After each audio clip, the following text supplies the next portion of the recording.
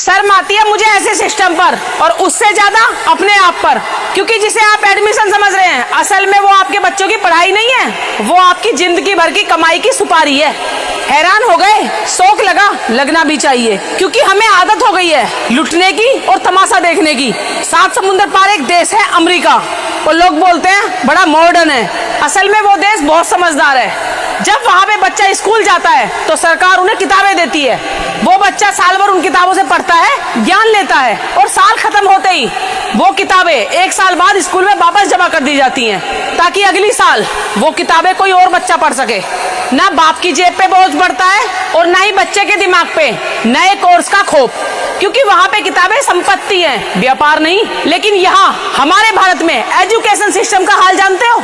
यहाँ हर साल शिक्षा नहीं साजिश रची जाती है। यहाँ सिलेबस नहीं बदलता, यहाँ कमीशन का खेल बदलता है। कल बड़ा भाई जिस 10th क्लास की किताब को पढ़कर टॉपर बना था, जब छोटा भाई उसी क्लास में कदम रखता है तब पता चलता है कि 10th क्लास का तो इस बार कोर्स बदल गया है। पन्ने वही, ज्ञान वही, और न्यूटन का नियम भी वही, बस ऊपर का कवर बदल दिया गया और 2 चैप्टर आगे पीछे कर दिए गए, और बन गई न्यू एडमिशन की जादुई किताब।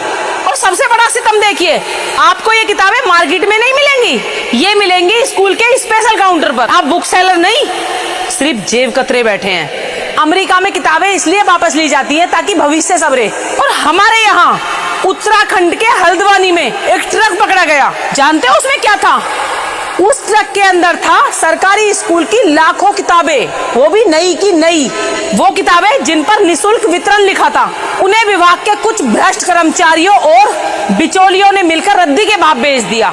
जरा सोचिए, एक तरफ प्राइवेट स्कूल न्यू कोर्स के नाम पर आपकी जेब काट रहे हैं, और दूसरी तरफ सरकारी सिस्टम के ही कुछ लोग किताबों को रद्दी के भाव बेच रहे हैं। जो किताबें गरीब बच्चों के हाथों में होनी चाहिए थी, वो ट्रक भरकर एक कबाड़ी के गोदाम में बेच दी गई। ये तो साफ बात है, हमारे देश का भविष्य बर्बाद हो रहा है और हम खामोश हैं।